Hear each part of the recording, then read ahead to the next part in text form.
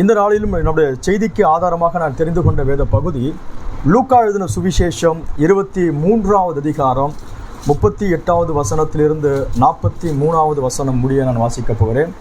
லூக்கா எழுதின சுவிசேஷம்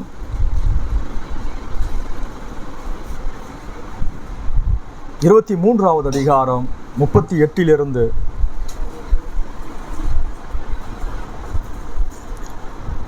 இவன் யூதருடைய ராஜா என்று கிரேக்கு, லத்தீன், எபிரேய எழுத்துக்களில் எழுதி அவருக்கு மேலாக வைக்கப்பட்டது.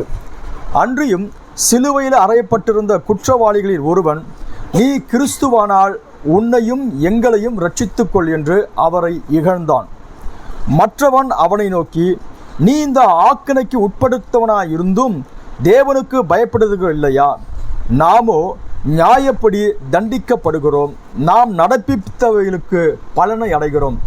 இவரோ தகாத ஒன்றையும் நடப்பிக்கவில்லையே என்று அவனை கடிந்து கொண்டு இயேசுவை நோக்கி, ஆண்டவரே, நீர் உம்முடைய ராஜ்யத்தில் வரும்பொழுது அடியேனை நினைத்தருளும் என்றான். இயேசு அவனை நோக்கி, இன்றைக்கு நீர் என்னோடு கூட பரதீசில் இருப்பாய் என்று மெய்யாகவே உனக்கு சொல்கிறேன் என்றார் என்பது. நாம் ஜெபிக்கலாம். எங்கள் மகத்துவமான தேவனாகிய கர்த்தாவே, இந்த நல்ல சாயங்கால வேளையிலும் கூட ராஜாவின் சமூகத்தில் இருந்து கர்த்தராகிய ஆண்டவரே, காலை உம்மை ஆராதிக்க அனுக்கிரகம் பண்ணினீங்க ஐயா. இந்த வருஷத்தின் 2 மாதங்களை கடந்து 3வது மாதத்துக்கு நேராய் நாங்கள் கடந்து வர கர்த்தர் கிருபை பாராட்டியிருக்கீங்க. காலை உம்மை ஆராதித்தோம். இந்த சாயங்கால வேளையிலும் இந்த ராபோஜனத்தில் நாங்கள் பங்கு பெற கர்த்தர் எங்களை இட்டு சென்ற தயவுக்கு நன்றி செலுத்துகிறோம். ஆண்டவரே, வாசித்த உடைய வேத வசனங்களோடு கூட உடைய ஆசீர்வாதங்களை கூட்டித்தாங்க. கர்த்தர் எங்களோடு கூட இடைப்பெறுவாராக. உங்களுடைய நாமத்துக்கே மகிமை உண்டாகட்டும். வந்த மக்கள் ஒருவர் கூட வெறுமையாய் போகாதபடிக்கு ஆண்டவர் ஒரு மகத்தான விடுதலையோடு போக உடைய பிள்ளைகளை நீர் ஆசீர்வதித்து அனுப்பும்படியாக இயேசு கிறிஸ்துவின் ஒப்பற்ற நாமத்தில் வேண்டிக் கொள்கிறோம் பிதாவே. ஆமென், ஆமென். உட்காரலாம். கர்த்தருடைய நாமத்துக்கு மகிமை உண்டாக ஒரு 20 நிமிஷம் ஒரு சுருக்கமான ஒரு தேவனுடைய வார்த்தையை பார்த்து நான் சீக்கிரமாய் முடிக்க விரும்புகிறேன். காலையில் ஒரு நீண்ட செய்தியை நாம் பிரசங்கித்தோம். காலையில் நான் அதை பிரசங்கித்த பிறகு இதெல்லாம் எப்படி அதாவது இந்த ஈரானுடைய அதிபர் காமினியை இஸ்ரேலர் அட்டாக் பண்ண அந்த விஷயங்கள், அவங்க நாளைக்கு நான் ஏற்கனவே சொன்னது போல பூரிம் என்ற பண்டிகை தொடங்கி அதுக்கு அடுத்த நாள் அவங்க முடிக்க போகிறாங்க. அது எப்படி அதெல்லாம் அழகாக வேத வாக்கியங்கள் அடிப்படையில் அது நிறைவேறினது, அப்படியாக அதெல்லாம் அற்புதமாக இருந்தது. ஆனால் ஒரு கேள்வி செய்திகளை நம்ம கேட்கிற நேரத்தில் அமெரிக்கா படை தான் அவங்களை தாக்கினதாக அல்லது அவரை கொண்டு போட்டதாகவும் இப்படிலாம் இருந்தது. ஆனால் திரும்ப மதியானம் போய் பார்த்தா அது அழகான விளக்கமாக என்ன சொல்கிறாங்கன்னா, அவங்கள காமினியை கொன்றது யார் அப்படி பார்த்தோன்னா இஸ்ரேல். ஏன்னா 2 கூட்டுப்படை சேர்ந்து தான், ஆனால் கொன்னது யார் அப்படி பார்த்தோன்னா இஸ்ரேல் தான். அது பாருங்கள், அவங்க சரியாக டார்கெட் பண்ணாங்க, அடித்தாங்க. நாளைக்கு அவங்களுக்கு பூரிம் பண்டிகை, அதுக்கு அடுத்த நாள் அது முடியும்.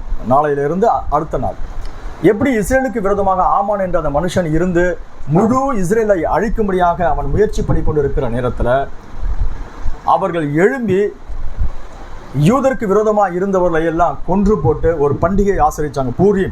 பூரிம் என்றால் ஒரு குறிப்பிட்ட நாளை குறிக்கிறது. அந்த குறிப்பிட்ட நாளை தான் அவங்க பூரிம் என்ற ஒரு பண்டிகையாக ஆசரிச்சிருக்கிறாங்க.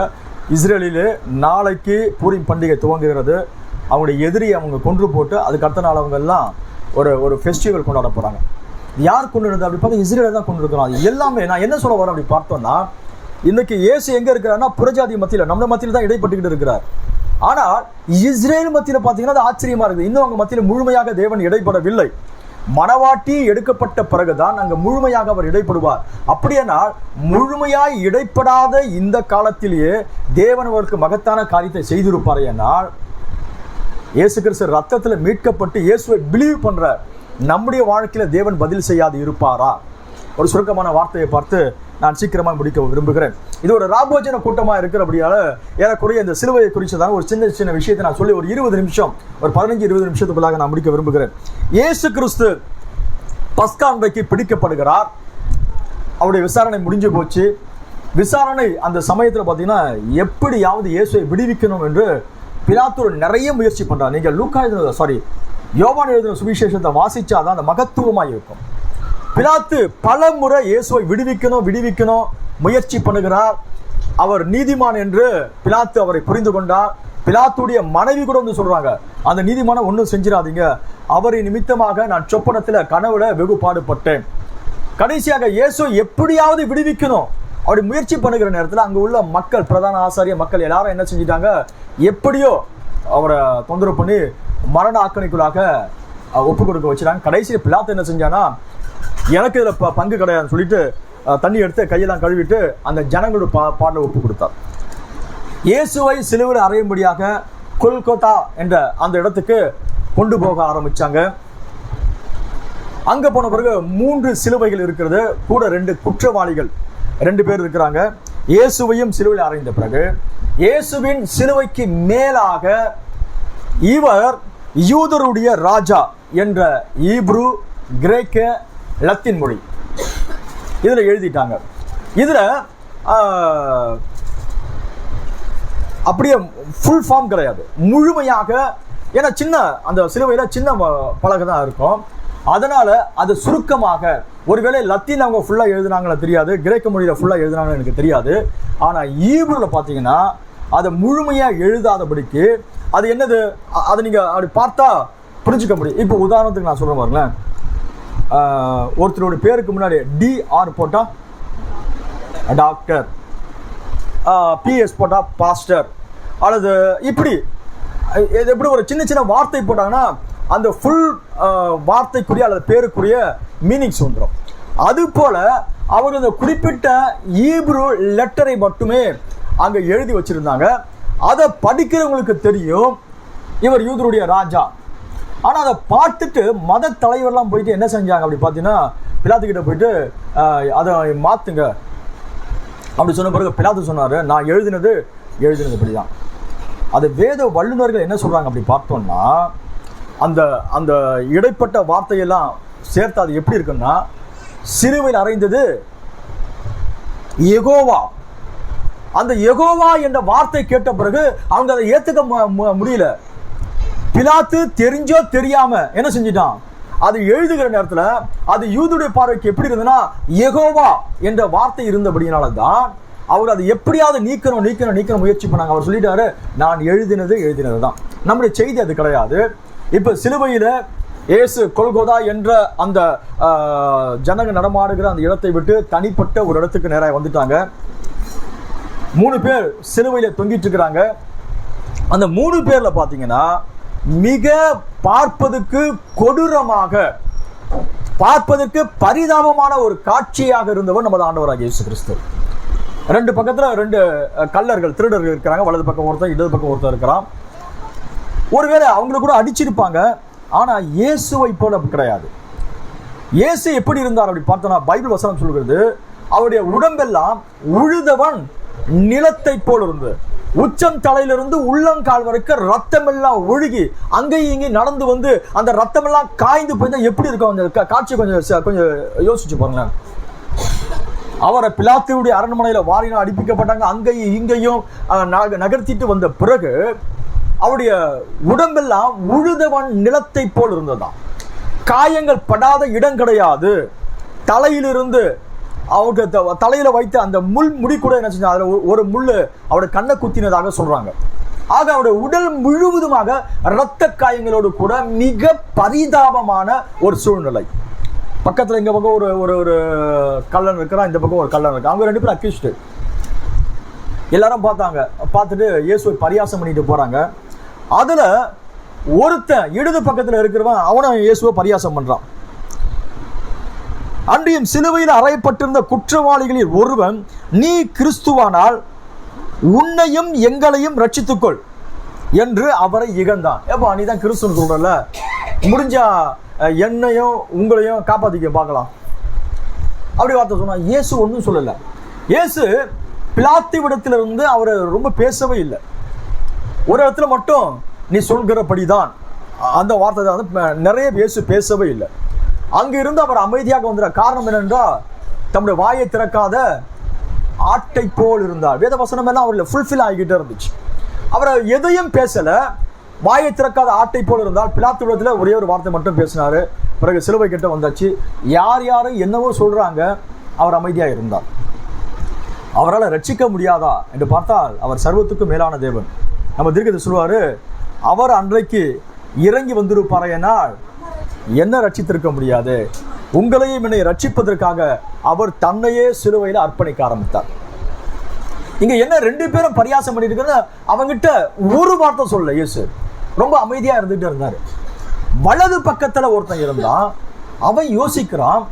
அந்த அந்த வார்த்தையெல்லாம் பார்த்தான், இவர் யூதருடைய ராஜா. அந்த வார்த்தையெல்லாம் கவனித்து பார்த்து யோசிச்சு பார்த்துட்டு அந்த பக்கத்தில் இருக்கிறதான அந்த திருடனை இல்லை கல்லனை, அந்த குற்றவாளியை பார்த்து சொல்றான், நாமெல்லாம் தப்பு பண்ணிட்டு தண்டனை அனுபவிச்சுட்டு இருக்கிறோம். நம்ம தண்டனை அனுபவிக்கணும், அதுக்கு நியாயம் இருக்குது. ஆனா இவர் அப்படிப்பட்ட எதையும் செய்யல. உனக்கு பயம் இல்லாம எப்படி எல்லாம் பேசுற? அந்த நேரத்தில் அவரை கடிந்து கொள்கிறான். அதுக்கு அடுத்தது இயேசுவை பார்த்து, ஆண்டவர் உம்முடைய ராஜ்யத்தில் வரும்போது என்னை நினைத்து கொள்ளும் என்று சொன்னான். இயேசு பூமியில இருந்து சுகமளிக்கிற அந்த அந்த சூழ்நிலையில அந்த வார்த்தை சொன்னான்னா அது ஏத்துக்கலாம். 3 பேரும் சரிசமமா இருக்கிறாங்க. இன்னும் சொல்ல போனா இந்த 2 பேரு கூட ஒருவேளை இடுப்புல ஒரு துணி கட்டி இருக்கலாம்னு நினைக்கிறேன். இயேசு முழு நிர்வாணமா இருந்தார். என்னுடைய நிர்வாணத்தையும் உங்களுடைய நிர்வாணத்தையும், ஆதாம் நிர்வாணம்னா நம்ம இந்த நிர்வாணம் யோசிக்காதீங்க, நம்முடைய ஸ்பிரிச்சுவல் நிர்வாணத்தை மூடும்படியாக அவர் இயற்கையாக அவர் வஸ்திரம் இல்லாத நிர்வாணமாக்கப்பட்டார். இந்த 2 பேர் ஒருவருக்கு நல்ல நிலையில் இருந்தாங்க. இயேசு மிகவும் கொடூரமாக இருந்தார். இயேசு கிட்ட போய் ஏதாவது செய்ய முடியும்னா அவரால் எதுவும் செய்யவே முடியாது. ஏன்னா அவரு இன்னும் கொஞ்ச நேரத்தில் இறக்க போகிறார், மறிக்க போகிறார், இவங்க இறக்க போறாங்க. மரண தருவாய் கிட்ட நெருங்கிச்சு. இந்த நேரத்தில் போய் இந்த மனுஷன், ஆண்டவர் உம்முடைய ராஜ்யத்தில் வரும்பொழுது என்னை நினைத்தருளும் அப்படி சொன்னான். அவன் எப்படி சொன்னான் தெரியல. இதுவரைக்கும் பேசாத இயேசு இப்ப சொல்றாரு பாருங்க. இயேசுவை நோக்கி, ஆண்டவரே நீர் உம்முடைய ராஜ்யத்தில் வரும்பொழுது அடியேனை நினைத்தருளும் என்றான். இயேசு அவனை நோக்கி, இன்றைக்கு நீ என்னுடன் கூட பரதீசில் இருப்பாய் என்று மெய்யாகவே உனக்கு சொல்கிறேன். நம்முடைய பொருள் என்ன அப்படி பார்த்தோம்னா, கடைசி மூமெண்ட், கடைசி கட்டம், எல்லாரும் மரித்து போகக்கூடிய, கண்ணை மூடக்கூடிய அந்த நேரம் வந்துடுச்சு. அந்த கடைசி நேரத்தில் இவன் பேசின, இவன் சொன்ன, இவன் எடுத்த அந்த நல்ல முடிவு இவனுக்கு மிகப்பெரிய ஆசீர்வாதத்தை கொண்டு வர ஆரம்பித்தது. பல நேரங்களிலே தேவனுடைய பிள்ளைகளுடைய வாழ்க்கையிலும் கூட நாம எடுக்கிற சின்ன சின்ன நல்ல முடிவு நம்மை பெரிய ஆசீர்வாதத்துக்குள்ளாக இட்டு செல்லும். நாம் பேசுகிற அந்த சின்ன சின்ன நல்ல வார்த்தைகள் நம்மை தேவனுடைய ஆசீர்வாதத்துக்கு உரியவர்களாய் மாற்றி போகும். அதான் இன்னைக்கு செய்தி. கடைசி கட்டம், அவன் எத்தனையோ வருஷம் வாழ்ந்தான். ஒருவேளை அவனுக்கு ஒரு 40 வயசு, 50 வயசு, 60 வயசு எனக்கு தெரியல. வயது முதிர்ந்து இப்ப அவன் மரிச்சா அவன் நரகத்துக்கு தான் போய் இருக்கணும். அவன் காரணம், அவன் ஒரு குற்றவாளி, அவன் ஒரு கள்ளன். ஆனால் இந்த கடைசி மூமெண்ட் இயேசுவை பார்த்து ஒரு அழகான ஒரு வார்த்தையை சொல்லி அவரை ஆண்டவர் கூப்பிடுறதுக்கு அந்த சூழல் கிடையாது. அவன் இந்த சரீர அமைப்பையும் மற்ற எதையும் பார்க்கல. அவர் எப்பேற்பட்டவர் என்பது ஏதோ ஒன்று அவனுக்குள்ள இருக்கிறது. அதை உணர்த்த ஆரம்பித்தவனு அவன் சொல்ல, ஆண்டவர்னா பெரிய வார்த்தை. நமக்கு ஒரு பெரிய ராஜாவை சொல்லுவாங்க, அப்படி இல்லைன்னா தேவனை சொல்லக்கூடிய வார்த்தை தான் லார்ட். ஆண்டவரே உம்முடைய ராஜ்யத்தில் வரும் பொழுது என்னை நினைத்தருளும். இதுவரைக்கும் பேசாத இயேசு திரும்பி பார்க்கிறாரு அந்த சிலுவையில், அந்த பாடுகள் மத்தியில, இன்றைக்கு நீ என்னோடு கூட பரதீசில் இருப்பாய். பரதீசி இப்ப நான் ஏற்கனவே பல முறை சொல்லியிருக்கிறேன். பரதீசுக்கு போயிருப்பான்.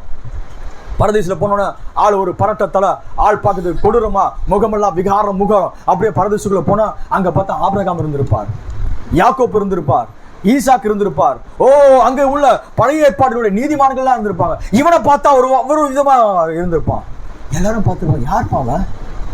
இப்போ நம்ம சபையில் இருக்கிற நேரத்தில் எல்லாரும் அப்படி உட்கார்ந்துருக்கிற நேரத்தில் யாரோ ஒருத்தர் லுங்கிலாம் கட்டிக்கிட்டு ஒரு சாதாரண ஒரு பனியனை போட்டுக்கிட்டு உள்ளேருந்து உட்காந்தாலும் நம்ம எல்லா பார்வையாக தான் இருக்கும். அவன் பரதீசுக்குள்ள அப்படிதான் போனோன்னு எல்லாரும் கேட்குறாங்க, ஏப்பா நீ யாரு? ஏங்க எனக்கு ஒன்றும் தெரியாதுங்க. ஏப்பா நீ பைபிள்லாம் படிச்சிருக்கிறியா? எனக்கு அதெல்லாம் தெரியாதுங்க. சரி நீ எந்த சர்ச்சுக்கு போற? இல்லைங்க நாங்கள் சர்ச்செல்லாம் போகலாங்க.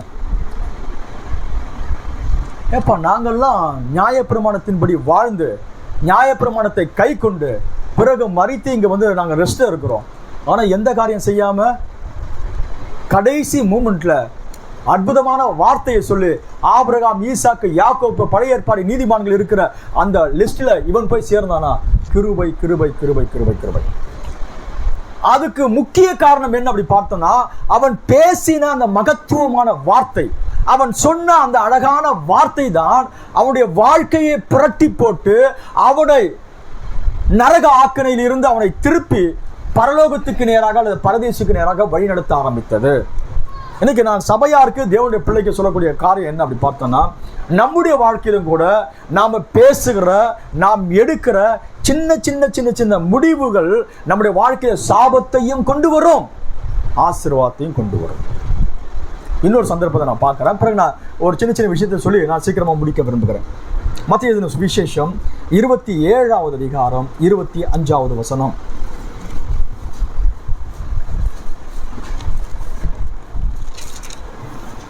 அதற்கு ஜனங்கள் எல்லாரும் இவருடைய இரத்தப்பழி எங்கள் மேலும் எங்கள் பிள்ளைகள் மேலும் இருப்பதாக என்று சொன்னார்கள். போதும். என்ன ஒரு பெரிய கூட்டம், அங்க மத தலைவர் எல்லாரும் இருக்கிறாங்க. சில நேரத்தில் ஒரு பெரிய கூட்டம் கும்பல் எல்லாம் சேர்ந்துட்டா நம்ம என்ன பேசுறோம் என்ன செய்யறோம் அதெல்லாம் தெரியாது பாருங்க. ஒரு கூட்டம் எல்லாம் உடனே அப்படிதான் இயேசு மேல குற்றம் சாட்டணும், இயேசுவை எப்படியாவது சிலுவையில் அறைவதற்கு ஒப்பு கொடுக்கணும். எல்லாரும் கூட்டம் கூட்டிட்டாங்க. இங்க பிலாத்து ஒவ்வொரு நேரமும் இயேசுவை விடுவிக்கணும், இயேசுவை விடுவிக்கணும், இயேசுவை விடுவிக்கணும் முயற்சி பண்ணிக்கிட்டே இருக்கிறான். வெளியே வந்து பேசுறான், வெளியே வந்து நிக்கிறான். இப்படியே பிலாத்துடைய எண்ணம் எல்லாம் இயேசுவை விடுவிக்கணும் யோசிக்கிற நேரத்துல ஜனங்கள்லாம் கூப்பிட்டுட்டு எல்லாரும் கத்துற நேரத்துல இவங்களை கூட சேர்ந்து கத்துவாங்க. சரிப்பா, பண்டிகைக்கு நான் ஒருத்தரை விடுவிக்கணும், அதுக்கு பதிலாக நீங்க சொன்ன இந்த இயேசுவை நான் விடுவிக்கிறேன். வேண்டாம் வேண்டாம் வேண்டாம் வேண்டாம், எங்களுக்கு பரபாசை விடுவீங்க. எல்லாரும் கத்துனா கூட சேர்ந்து கத்துனாங்க. பிலாத்து முடிவெடுக்கிறார், அப்படின்னா இந்த மனுஷனுடைய, இந்த நீதிமானுடைய ரத்தப்படிக்கு நான் ஆளாக மாட்டேன், தண்ணீரை கொண்டு வர சொன்னா அந்த ஜனத்துக்கு முன்னாடி கையெல்லாம் கழுவணும். இவரு என்ன ரத்தப்படிக்கெல்லாம் சம்மந்தப்பட மாட்டாரா அப்படி சொல்லிட்டு ஜனங்க என்ன செஞ்சாங்கன்னா, சரிப்பா அந்த ரத்தப்படி உனக்கு வராதா, அந்த ரத்தப்படி எங்க மேலே அங்க பிள்ளை மேல வரட்டும் போய, அவ்வளவுதான், சிம்பிள். அவர்கள் உலகம் முழுவதும் சிதறப்பட்டு போனார்கள். ஹிட்லர் அநேகமான யூத மக்களை கொண்டு குவித்தான். அவங்க எங்கேயும் நிலையற்ற நிலையில அங்கேயும் எங்கேயும் ஓடிக்கிட்டு இருந்தாங்க. ஹிட்லர் ஒருத்தரை கொள்வதுக்கு பதிலாக ஒரு பெரிய கூட்டத்தை, ஒரு துப்பாக்கி குண்டு கூட செலவாட கூடாது, அதுக்காக ஒரு பெரிய பெரிய பெரிய பெரிய பெரிய இடத்துல அடைச்சு விஷவாயு வைத்து எல்லாரையும் கொண்டு போட்டான். எங்க போனாலும் எல்லாரும் நெருக்குனாங்க, எல்லாரும் அவங்களை கொண்டு போட ஆரம்பிச்சாங்க. யூதனை யாரெல்லாம் பார்க்கறாங்களோ கொண்டு போட்டுக்கிட்டு இருந்தாங்க. எதனால? சும்மா சிம்பிளா வார்த்தை சொன்னான். எல்லாரோட கூட சேர்ந்துட்டு அந்த ரத்தப்படி எங்க மேல எங்க பிள்ளை மேல வரட்டுமே சும்மா சொன்னாங்க. சாபத்தை தலை மேல வாங்கிக்கிட்டாங்க. ஒரு மனுஷன் ஒரு நல்ல வார்த்தையை சொல்லி நரகத்திலிருந்து தன்னை மீட்டுக் கொள்வதற்கு ஏதுவா இருந்தது. ஒரு கூட்டத்தார் இதே போற போக்குற ஏதோ ஒரு வார்த்தை சொல்லிட்டு அதான் ஒரு பெரிய விஷயம் இல்லை அப்படி நினைச்சாங்க. அவன் சொன்ன வார்த்தை தான் அவருடைய சந்ததியை சாபம் தாக்க ஆரம்பித்தது. நம்ம வாழ்க்கையிலும் கூட பல நேரத்துல ஏதோ சில நேரத்துல ஜெபிச்சு ஜெபிச்சு ஜெபிச்சு ரொம்ப சோர்ந்து போயிடுவோம். ஜெபத்துக்கு பதில் வராது. ஏதோ ஒரு வீட்டில் ஒரு பிரச்சனை இருக்கும். யாரோ ஒருத்தர் சொல்லுவாங்க, சரி எதுக்குமா நீ கஷ்டப்படுற, சரி ஜெபம் பண்ண பார்த்துக்கலாம். ஆமாம், ஜெபம் பண்ணி என்னதை வரையின்னு போகிறோம். தயவு செஞ்சு இப்படிப்பட்ட வார்த்தையை சொன்னீங்கன்னா அங்கேயே உங்களுடைய ஆசீர்வாதத்தை நீங்கள் இழந்து போயிட்டீங்க, மறந்து போகாதீங்க. ஏதோ நாம் சொல்லுகிற அந்த ஒரு விளையாட்டு காரியமா ஒரு சாதாரணமாக நினைப்போம். நீங்க சொல்லுகிறதை 2 சாரார் பார்த்து கொண்டு இருக்கிறாங்க. பரலோகம் கவனித்துக் கொண்டிருக்கிறது, பிசாசும் கவனித்துக் கொண்டிருக்கிறான். நீங்க ஏதோ ஒரு குடும்ப பிரச்சனையில, குடும்ப சண்டையில ஏதோ ஒரு வார்த்தை நீங்க சர்வசாதாரணமா சொல்றீங்க. ஆமா, ஜெபம் பண்ணி என்னதான் நடக்குது? ஒண்ணுமே நடக்கல. எனக்கு அவருக்கே மனசு இல்லை, அவரே அமைதியா இருக்கிறாரு, என்னதான் செய்து எனக்கு ஒன்றும் புரியல. எப்படிப்பட்ட வார்த்தை தேவனுடைய ஆசீர்வாதத்தை நீங்களே தடுத்து நிறுத்திடுவீங்கன்றதை மறந்து போகாதீங்க. இந்த சின்ன சின்ன வார்த்தை தான் உங்களுடைய பெரிய பெரிய ஆசீர்வாதத்தை தடுத்து நிறுத்திடும், மறந்து போகாதீங்க. அந்த ஜனங்க எல்லாரும் சேர்ந்தாங்க. ஏதோ போற போக்குல ஏதோ ஒரு வார்த்தை சொன்னா அது பெருசா நடக்குமா? அது அவங்க மேல நடந்துச்சு. ஒரே ஒரு மனுஷன் இப்படி அழகான ஒரு வார்த்தையை சொன்னா அது நடந்துச்சு. தேவனுக்கு கனம் செலுத்த, தேவனுக்கு மரியாதை செலுத்த கற்றுக்கொள்ளணும். தேவன் இந்த விஷயத்துல ரொம்ப ரொம்ப ரொம்ப ரொம்ப எதிர்பார்த்திருக்கிறார். தேவனுடைய கண்கள் அங்கேயும் இங்கேயும் உலாவிக் கொண்டே இருக்கிறது. தம்மை நோக்கி உத்தம இருதயத்தோடு கூட ஜனங்க பேசுகிறது, ஜனங்க நடந்து கொள்கிறது, அத்தனையும் பரலோகம் அங்க படம் பிடித்து கொண்டே இருக்கிறது. நம்முடைய A to Z பரலோகத்துக்கு தெரியும், பிசாசுக்கும் தெரியும். ஒரு முறை ஒரு மனுஷன் தீர்க்கதரிசி கூட்டத்துக்கு வராரு. பிரதர் பேனா பிரசங்கிச்சுட்டு இருக்காரு. அந்த ஆளு கால் முடமான ஆளு அங்கிருந்து நடந்து வந்துட்ட பிறகு தீர்க்கதரிசிக்கு ஒரு எண்ணம் இருந்துச்சு. சரி, நாளைக்கு ஜெபம் பண்ணலாம், பார்க்கறது பரிதாபமா இருக்கிறாரு, அவருக்கு ஜெபம் பண்ணிடணும். அந்த எண்ணத்துல அவர் இருக்காரு. அப்ப அந்த ஆளு ரொம்ப நேரம் உட்கார்ந்துட்டு இருந்த உடனே பிரசங்கம் எல்லாம் முடிஞ்சது. இவர் தன்னுடைய மனதில் நிர்ணயம் பண்ணிக்கிட்டார், அந்த மனுஷனுக்காக ஜெபிக்கணும்.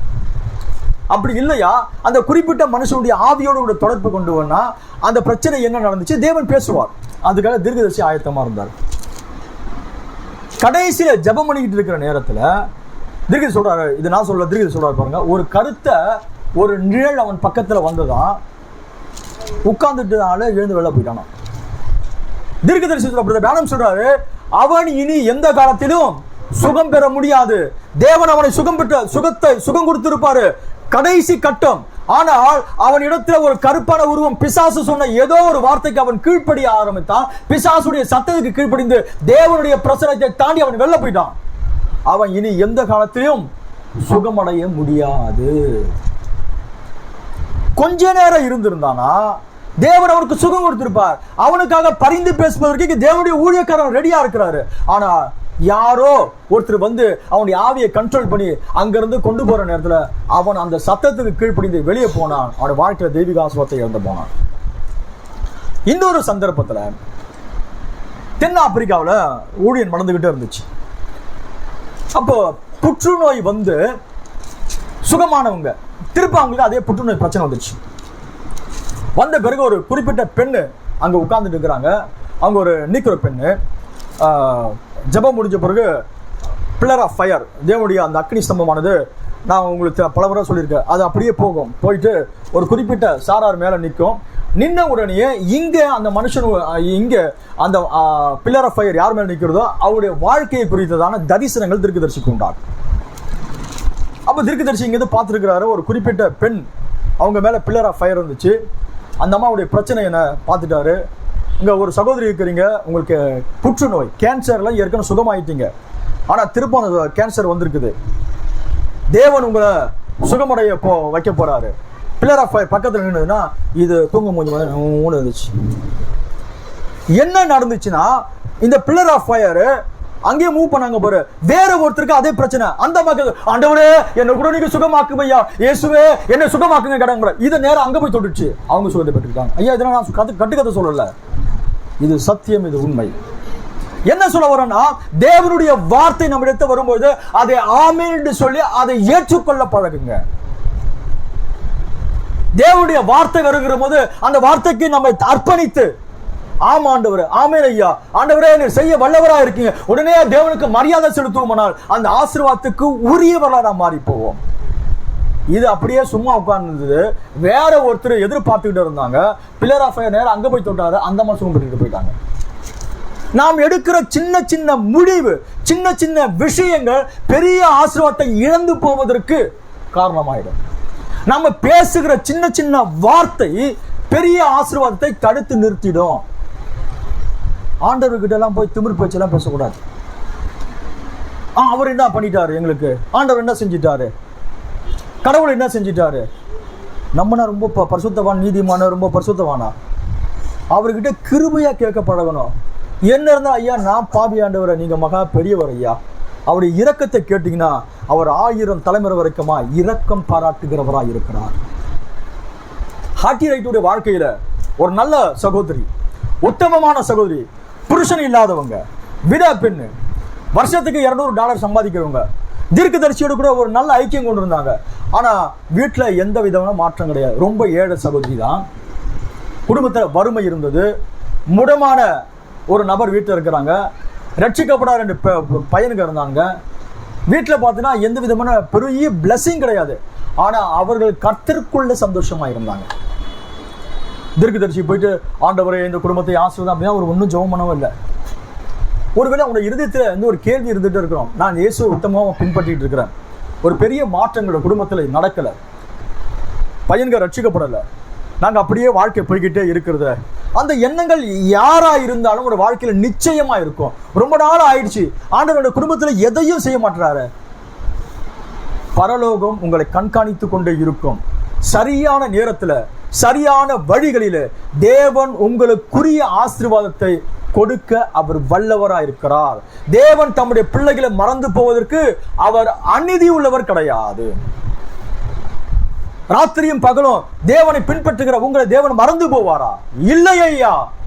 இரவும் பகலும் இயேசுவே இயேசுவே இயேசுவே தேடி இருந்தா ஒருவேளை எதுவும் நடக்காதது போல, எதுவும் நிகழாதது போல இருக்கும். ஆனா தேவன் ஒரு நாளையும் ஒரு சமயத்தையும் தேவன் தம்முடைய இருதயத்தில் வைத்துக் கொண்டே இருப்பார்.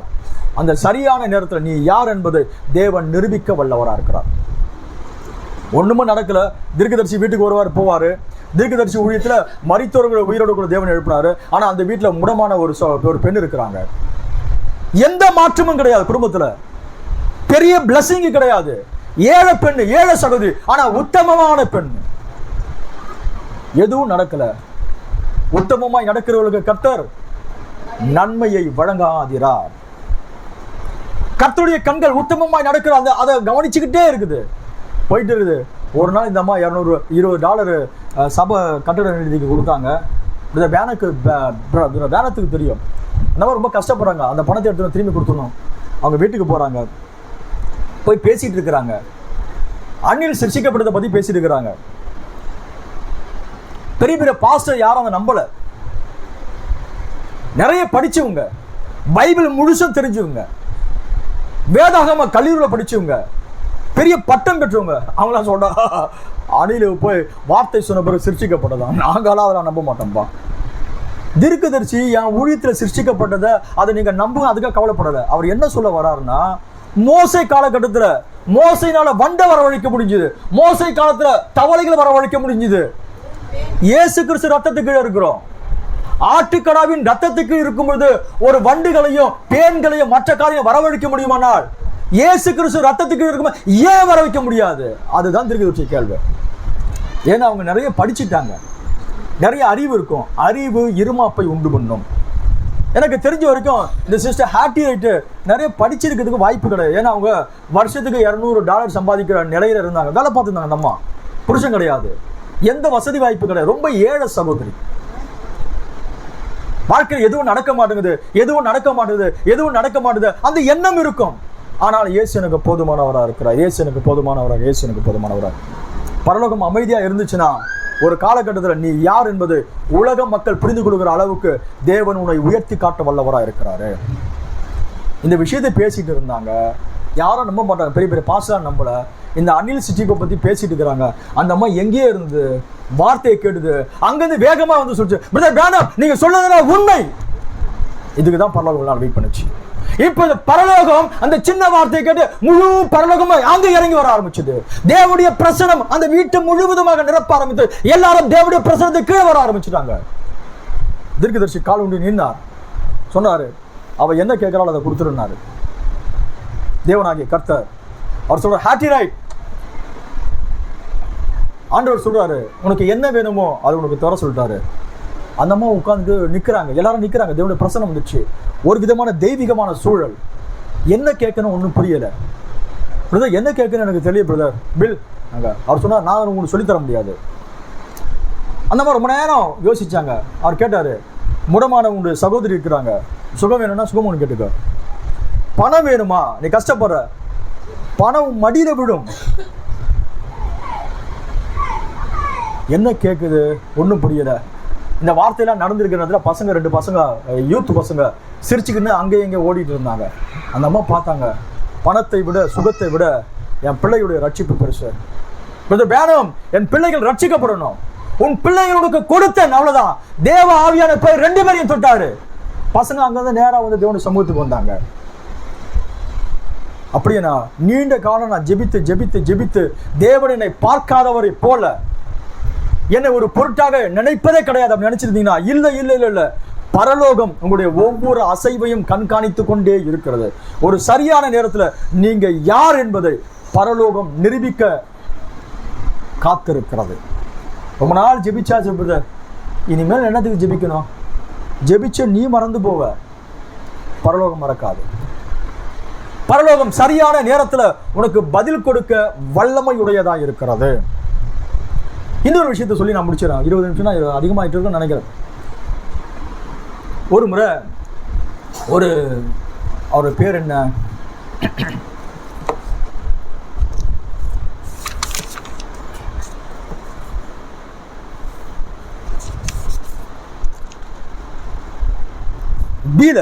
பீலருடைய வைஃபு, அந்த அம்மா பேர் வெப்பர், திருமதி வெப்பர்.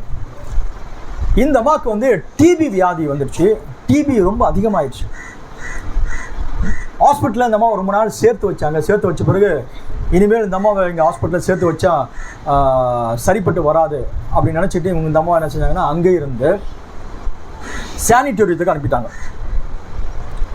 அங்கே போய் கொஞ்ச நாள் அங்கே வச்சுட்டு அவங்க ஒரு முடிவு எடுத்துட்டாங்க, இந்த அம்மாவை வீட்டுக்கு கூப்பிட்டு போயிடுங்க, சுகமாக்காது சொல்லிட்டாங்க. அவங்களுக்கு சின்ன சின்ன பிள்ளைங்க இருந்தது. இந்த அம்மா ஒரு பிலீவர், அவங்க வீட்டுக்காரர் ஒரு பிலீவர். ஹாஸ்பிட்டலில் டாக்டரு இந்த அம்மாவுக்கு சுகமாகாதுன்னு சொல்லிட்டாங்க. அந்த சானிட்டோரியத்துலேயும் சுகமாகாதுன்னு அனுப்பிட்டாங்க. வீட்டுக்கு வந்துட்டாங்க. வீட்டில் வந்துட்டு இருக்கிறாங்க. சாவு நாளை எண்ணிட்டு இருக்கிறாங்க. ஒரு நாள் தீர்க்கதரிசிட்ட கர்த்தருடைய தூதனானவர் சொல்கிறாரு, நீ போய் பீலர்கிட்ட போய் சொல்லு, அவங்க மனைவியாக வெப்பர் மறிச்சு போயிடுவாங்க, வீட்டு காரியத்தில் ஒழுங்குபடுத்த சொல்லு, இறந்துருவாங்க, அந்த அம்மா இறந்துருவாங்க. தீர்க்கதரிசி நேராக அவங்க வீட்டுக்கு போகிறாரு. அவங்க வீட்டுக்காரர்கிட்ட சொல்கிறாரு, ஏன்னா சின்ன சின்ன பிள்ளைங்க இருக்குது, பெண் பிள்ளைங்க இருந்தாங்க. அவங்க வீட்டுக்காரர்கிட்ட போய் சொன்னாங்க, பிரதர், உங்கள் மனைவி இறந்து போயிடுவாங்க, அதனால் நீங்கள் வீட்டு காரியத்தில் ஒழுங்குபடுத்துங்க. சின்ன பொம்பளை பிள்ளைங்க இருக்கிறாங்க, அவங்க இறந்து போன பிறகு நீங்கள் தான் என்ன செய்ய போறீங்க, பிள்ளைகளெல்லாம் பார்த்துக்கணும். அதுக்காக என்னென்ன காரியம் ஒழுங்குபடுத்தணுமோ அதெல்லாம் ஒழுங்குபடுத்துங்க. ஏஞ்சல் ஆஃப் த லார்ட், கர்த்தருடைய தூதனானவர் என்கிட்ட சொன்னார். சொன்ன உடனே அதுக்கு அவங்க மனசெல்லாம் உடைஞ்சி போச்சு. அவர் இன்டைரக்டாக என்னென்ன செய்யணுமோ அதெல்லாம் செஞ்சுட்டாரு. பிறகு பிரதர் பேனோ அவங்க மகக்கிட்ட சொல்லிட்டாரு, அந்த பொண்ணு சின்ன பொண்ணு, அம்மா இறந்துருவாங்க, அம்மா இறந்துட்ட பிறகு நீ தான் வீட்டு காரியத்தில் ஒழுங்குபடுத்தணும், அம்மாவுக்கு தெரிய வேணாம் அவங்ககிட்ட சொல்லிட்டார். சொல்லிட்டு இவர் வந்துட்டார். சில நாட்கள் ஆன பிறகு ஹாஸ்பிட்டல் எல்லாரும் கைவிடப்பட்ட நிலையில் அந்த அம்மா வீட்டில் இருக்கிறாங்க. அந்த அம்மாவை பார்க்கறதுக்கு கூட வேலை செஞ்சாங்க. கவர்மெண்ட் அந்த அம்மா வேலை பார்த்து என்ன வேலை செஞ்சாங்கன்னு தெரியல. கூட வேலை பார்த்த 2-3 பொம்பளைங்கெல்லாம் இந்த அம்மாவை தேடிக்கிட்டு வந்தாங்க. வந்து இவங்களை பார்த்து பேசிக்கிட்டு இருந்தாங்க. பேசிக்கிட்டு எப்படி இருக்கிற அப்படி இப்படி விசாரிச்சுருக்கிற நேரத்தில் இப்போ இந்த அம்மா திடீர்னு ஒரு விஷயம் சொன்னாங்க, நான் மரணத்தை நோக்கி போயிட்டு இருக்கிறேன், நான் உயிரோடு கூட வாழப்போது கிடையாது, ஆனால் பிரதர் பேனம் திரும்ப ஒரு முறை எனக்கு ஜெபிச்சார்னா அது நல்லா இருக்கும் பொழுது நான் நினைக்கிறேன் அப்படின்னு சொன்னாங்க. வார்த்தை கவனிங்க. பிரதர் பேனம் எனக்கு திரும்ப ஒரு முறை ஜெபம் பண்ணார்னா எனக்கு நல்லா இருக்குமே அப்படின்னு சொன்னாங்க. கூட 2 இருங்கிறதுங்க பாருங்க. அது சொல்லிச்சு, சிஸ்டர் சும்மா இருங்க, அந்த ஆள் ஒரு மாய்மாலக்காரன், நீங்கள் போய் அவரை நம்பிக்கிட்டு இருக்கிறீங்களா? அந்த ஆள் ஒரு மாய்மாலக்காரன் அப்படி சொல்லிச்சு. அவங்க சொன்னாங்க, ஐயோ அப்படி சொல்லாதீங்க, எங்கள் சொந்தக்கார பெண்ணு ஒருத்தர் இருந்தால் கேன்சரில் டாக்டர்லாம் கைவிட்டுட்டாங்க, மரண தருவாயில் இருக்கிற இடத்துல பிரதர் பில் வந்து ஜெபம் பண்ணாரு, அந்த அம்மா சுகம் பெற்று இன்னும் வாழ்ந்துட்டு இருக்கிறாங்க. நீங்கள் அப்படிலாம் சொல்லாதீங்க, ஏன்னா எனக்கு தெரியும், நான் அதை பார்த்துருக்கிறேன், நான் இப்போதும் மரண தருவாயில் தான் இருக்கிறேன். ஆனால் அவர் தேவனுடைய மனுஷன், அந்த ஊழியத்தில் மகத்துவமான காரியம் நடந்துட்டு இருக்குது. இந்த 2 அவிசுவாசிங்க சொன்னது அவர் ஒரு மாய்மாலக்காரன், அவர் ஒரு ஏமாற்றுக்காரன் சொல்கிற நேரத்தில் இந்த விசுவாசி என்ன சொல்லிச்சு அப்படி பார்த்தோம்னா, ஐயா எத்தனை பேருக்கு ஜெபம் பண்ணுறது சுகமாகுது, பிரதர் வேணா உங்களுக்கு ஜெபம் பண்ணி ஒன்றும் நடக்கலை, இன்னும் நாளைக்கு அதுக்கு அடுத்த நாளை எப்பயும் அந்த அம்மா சாவு போகுது, கட்டத்துக்கு வந்தாச்சு, முடிவில்லை. ஆனால் அது ஒரு நல்ல ஜாதி விசுவாசி. அது என்ன சொல்லுச்சுன்னா, அது சொல்லாதீங்க, நான் செத்தாலும் பரவாயில்ல, தேவன் அந்த மனுஷனை பயன்படுத்தி கொண்டு இருக்கிறார், அங்கே ஏராளமானவர் சுகமாகிட்டு இருக்கிறாங்க. எங்கள் சொந்தக்கார ஒரு பெண்ணு கூட கேன்சரில் இருந்தாங்க, ஜெபம் பண்ணி சுகமாயிட்டாங்க, சொல்லி முடிச்சு அவ்வளோ கதை முடிஞ்சு போச்சு. தீர்க்கதரிசி விடிய காலையில் அவர் சேரில் உட்காந்துட்டு எழுந்து தண்ணி குடிக்க போகிறோன்னு ஏஞ்சல் ஆஃப் த கர்த்தருடைய தூதன் வந்துட்டார். வந்துட்டு சொல்கிறாரு, இந்த வாரம் ஞாயிற்றுக்கிழமை பீலர் அவங்க ஒய்ஃபை கூப்பிட்டுக்கிட்டு அதுதான் கடைசி ஆராதனை. சாக போறாங்க, சாவதுக்கு முன்னாடி ஆராதனை கலந்துட்டு சாப்பிட்டோமே அந்த எண்ணத்தில் என்ன செய்ய போறாங்க, அவரை கூப்பிட்டு வந்த பிறகு வலது பக்கத்தில் சோன் இந்த இடத்துல அவங்களை உட்கார வைப்பாங்க. அங்கே வந்து உட்காருவாங்க. அவளை பார்த்து சொல்லு, நீ பேசுனதை நான் பார்த்தேன். கவனிங்க, அந்த வார்த்தை கவனிங்க. எனக்கு எத்தனை ஆச்சரியமா இருக்குது. நீ பேசுன பார், அந்த வார்த்தையை நான் பார்த்தேன். அந்த ஜனத்துக்கு முன்னாடி பேசுற அந்த வார்த்தையை பரலோகம் பார்த்தது. அதனால் நீ சாவது இல்லை, கர்த்தர் உனக்கு ஜீவனை கொடுத்தா, இது தசை இதெல்லாம் நீ சொல்லுன்னு சொல்லிட்டாரு. எல்லாமே முடிஞ்சது. இது அந்த குடும்பத்துக்கு தெரியாது. யாரு? பீலர் குடும்பத்துக்கு தெரியாது. அவங்க ஞாயிற்றுக்கிழமை இந்த மாதிரி சாவதுக்கு முன்னாடி சபைக்கு போயிட்டு சாவலாங்க. எவ்வளோ அற்புதமான இருதயம் பாருங்க. எது இருந்தாலும் தேவனுடைய சமூகத்துக்கு வந்துட்டு போவோங்க. வியாதியா இருக்குமா, தேவனுடைய சமூகத்துக்கு வா. பிரச்சனையா இருக்கிறோமா, தேவனுடைய சமூகத்துக்கு வா. போராட்டம் இருக்குதா, தேவனுடைய சமூகத்துக்கு வா. தேவனுடைய சமூகம் உனக்கு விடுதலை கொடுக்கிற இடமா இருக்கிறது. வீட்டில் முடங்கி போய் அழுதுகிட்டு கண்ணீர் சிந்துவதை விட நேரம் கிடைக்கிற தேவனுடைய சமூகத்துக்கு வந்து பாருங்க. தேவன் அவங்களோட வாழ்க்கையில் ஒரு பெரிய மாற்றத்தை ஏற்படுத்த வல்லவராக இருக்கிறாரு. அதுக்கடுத்த ஞாயிற்றுக்கிழமை அதே போல அவங்க வீட்டுக்காரு அந்த அம்மா முடியாத அந்த அம்மாவை கூப்பிட்டு வந்தாங்க. ஒரு பின்னாடி ஒரு குறிப்பிட்ட இடத்துல போய் கர்த்தருடைய தூதன் அவர் என்ன சொன்னார் அந்த இடத்துல உட்கார்ந்துட்டு இருக்கிறாங்க. தீர்க்கதரிசி நேரம் போனாரு. பிரதர் பீலர், உங்க வீட்டில் இது நடந்துச்சு. 2 பேர் பேசுற நேரத்துல உன்னோட மனைவியாக இவ இந்த வார்த்தை சொன்னா, கர்த்தருடைய தூதனானவர் அதை கேட்டார். அதனால அவள் பேசின அந்த வார்த்தை நிமித்தமாக அவள் மரித்து போவது கிடையாது, அவள் ஜீவனோடு கூட இருக்க போகிறாள். எந்த செய்தி?